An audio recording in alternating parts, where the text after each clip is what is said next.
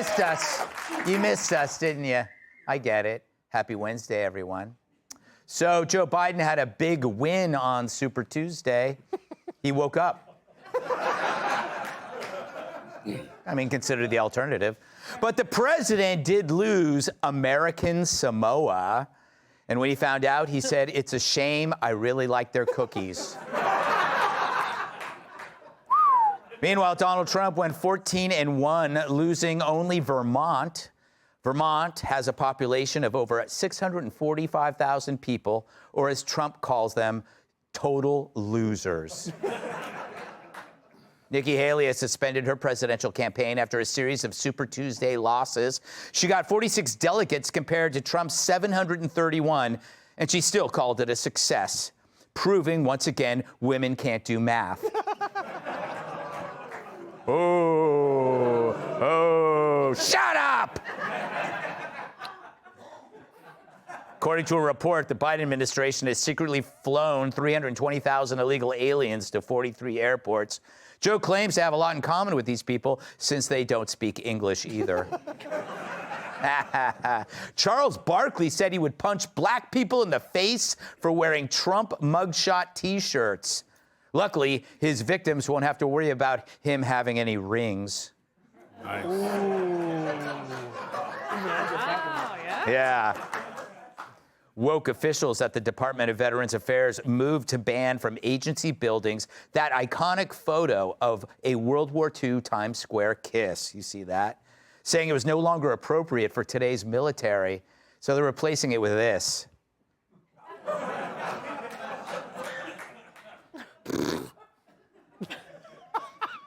After emerging from a coma last summer, Madonna claims she spoke with God, who said, "Oh my me."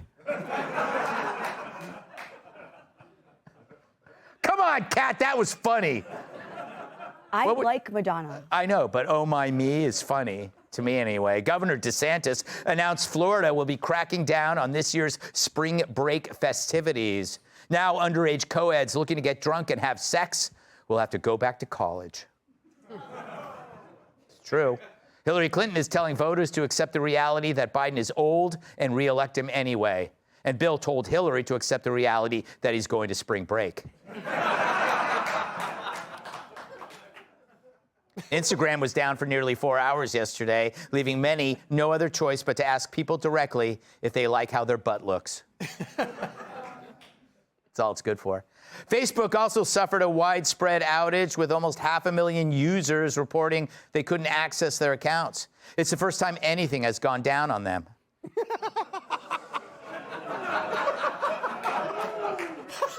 You're in rare form tonight. Yeah. Wow. It's the antibiotics. Kyrsten Sinema will not seek re-election to the United States Senate. She will, however, hire a new wardrobe consultant. Whatever happened to him? I don't know. R.I.P. An Oregon woman earned a Guinness World Record for her unusually large tongue, which measured over 5 inches around. In her acceptance speech, she said, "Flap, flap, flap, flap, flap." All right, let's do a monologue. So with Trump cruising to victory in the primaries and Biden's slow implosion, we should once again get used to seeing the media's curiously timed stories that will bash the dawn. This week's comes from Rolling Stone. If you don't remember that magazine, it sucks.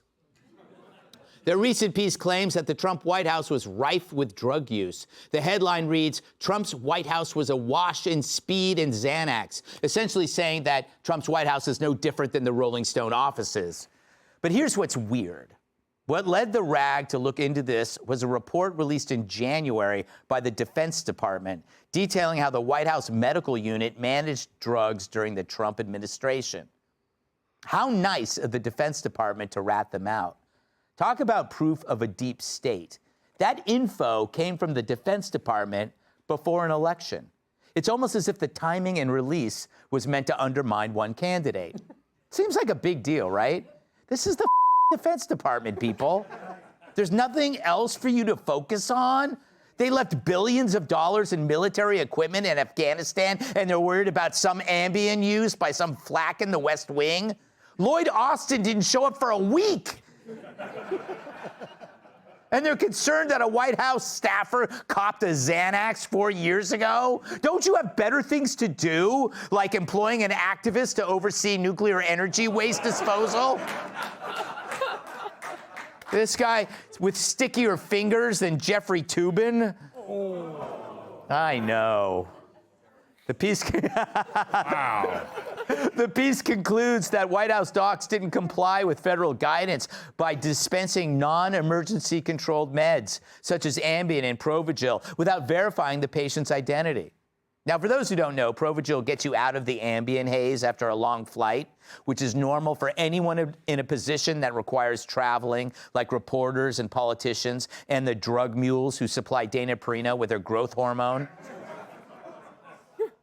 And what did Rolling Stone do to fill in the missing details? Call the unnamed source department.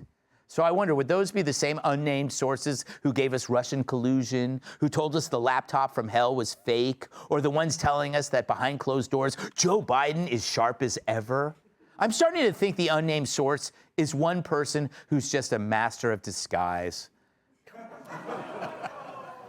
But I guess it's a lot easier to lie when nobody knows who you are. But what if it's true anyway? You know what it shows? It shows that even when it comes to drugs, the Trumpers beat the Bidens hands down. When you think of the current White House, you think of Hunter and Coke and whatever they pump into Joe to keep him upright. Now, as anyone who's been around a user knows, cocaine is a drug that makes you babble incoherently, makes you think you're smarter than you are, more important than you are, and just overall better than you are, which is why on the street it's known as Jesse.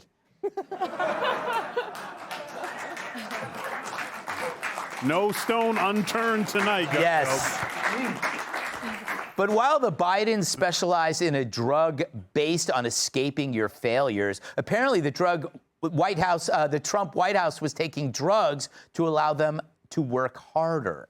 At the Biden White House, people did drugs to cope with a lifeless boss. At the Trump White House, they did drugs to keep up with a maniac.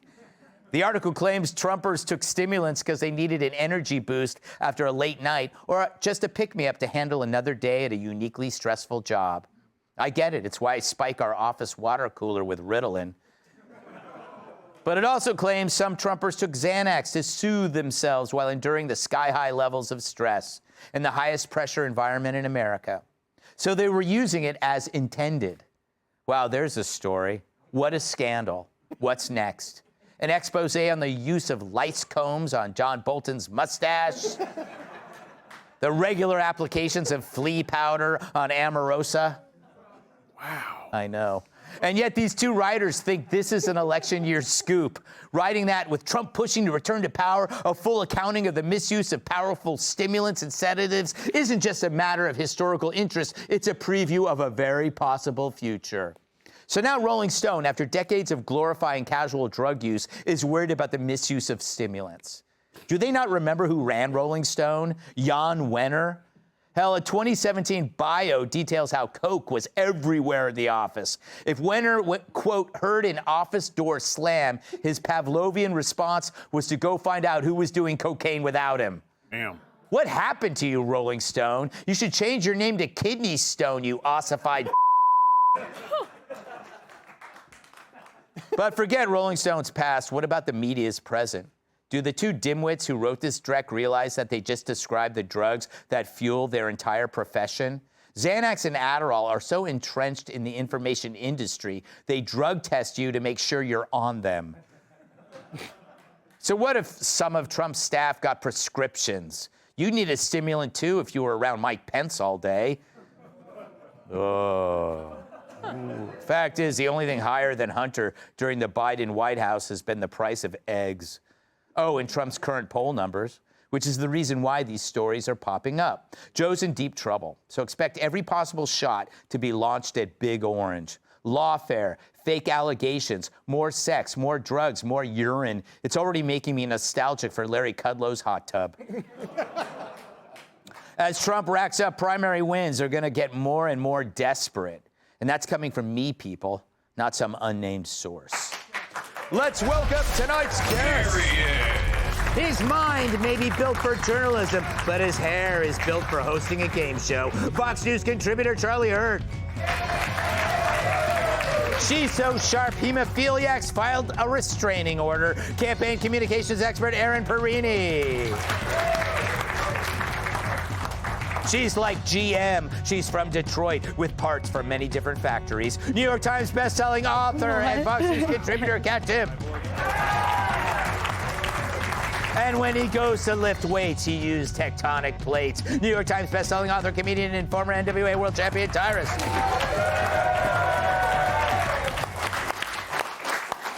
Charlie, what's with the Defense Department? Is this normal? Well, with Trump, yeah, it's all normal. I mean, it's sort of a little surprise when you consider, I mean, the FBI, the CIA, the entire intelligence community, the State Department, the foreign intelligence services, they've all been conspiring all along. And I think you're exactly right that the reason all of this is happening right now is because they realize they woke up along about last week or so, and they're like, oh, yeah, this guy is got a path to win, and he's gonna win. And I think if you look at the, the issues that are going to be fought about for the next 8 months, he is gonna win. Yeah, it's funny, Aaron, to see Rolling Stone come out against drug use. It is. They don't talk about the cocaine found in the White House. They gloss over that. But in that story, they also say that a staffer for the First Lady went into the White House medical unit once and asked for Xanax and was told no. So, this rampant drug use is still somehow regulated. Also, that on these international trips, which are incredibly grueling when you have to show up and immediately face foreign dignitaries and foreign press corps, that the White House doctor would walk through the plane and be like, who needs what? And they would track it. So all of this seems on the up and up. But again, this is just a hit piece because now Donald Trump is the presumptive nominee. And what do you know? Drug use is rampant. But let's go ahead and ignore the fact that it is done legally, appropriately. And there's Hunter Biden on the other side. Exactly. Kat, I don't know about you, but if I worked for Trump, I would be on drugs. I've talked to him on the phone. It's like it's exhausting just talking to him. You have to be on your A game all the time. I mean, my favorite quote from this article was, whatever someone needs, we're going to fill this, one source of the direct knowledge of the matter recalls. I'm like, sounds like a pharmacy. It sounds like actually a good pharmacy. Yes. I wish there was more of that vibe at my local Walgreens, actually. I know. They're always out of stuff, and there's all these shortages of various drugs. Write about that. Write about problems that people are facing rather than people were taking Xanax on Capitol Hill 4 years ago. I bet they still are. Yeah, yes. It's legal prescription drugs. The only thing that this freaked me out in this article was they were saying there were rumors that you shouldn't tell the counselors things because if my therapist was ever saying things that I said in sessions, you guys would never see me again. Yeah. You think I'm joking, but I am dead ass on that. That is true. But they said that may have been overblown, and there was really not so much evidence of that. There was apparently a lot of evidence that people were taking legally prescribed stimulants and legally prescribed Xanax. The horror. Yes. I actually don't understand how this was, maybe they thought there'd be something more to it and they just went ahead with it anyway. But there's welcome to the world. People are on Xanax here. Yes. You're trying to prescribe journalistic standards to the Rolling Stone. I think that's like, you're trying to say, oh, look, why did this even get published? There are no journalistic standards at the Rolling Stone. They probably did want something on Trump, and there wasn't anything there. No, they're so, listen, the DOJ and all the organizations, they literally lost a black man on Black History Month. So the most wokest, most observant group, he was in the hospital, nobody knew. They literally lost a brother on Black History Month.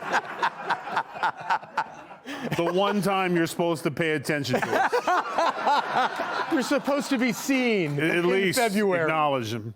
And no one saw him. Yeah. So I feel at that point there should be a representative from the woke to be like, we was just messing around, guys. We really didn't. So that, to top it off, what they're going to do is what they've been doing. All the bad stuff that they usually accuse President Trump and his administration of doing, they're doing. Yeah. So they're setting us up that there was a lot more than one bag of cocaine. Mm-hmm. There's going to be more stuff that comes out as people realize they're losing their job. Mm-hmm. So what they're going to do is like, yeah, they were getting cocaine, but at least they weren't getting legal drugs prescribed from a doctor in front of people in the public eye. That is disgusting. He had a private relationship with his drug dealer, and how dare any of us look into that and question that. So we're going to start getting more and more of the stuff because we're not getting a debate. I keep saying it. It was on the little 5 today. Everyone keeps asking. Tyrus has answered this question a million times. There's no debate. If we could have a conversation with the other side, we might be in a better position, but there's no conversation. Hence, there's no debate. So they're going to take little things like normal things and turn it into the same and equate it as the same as, well, Melania was no different than Hunter. She was doing drugs in the White House too, except hers was prescribed by a physician that's actually allowed to prescribe. So that's what we're going to see. They're just mirroring it up to see, vote for us, vote for us. But there'll be no actual debate. Hey, Sean Hannity here. Hey, click here to subscribe to Fox News YouTube page and catch our hottest interviews and most compelling analysis. You will not get it anywhere else.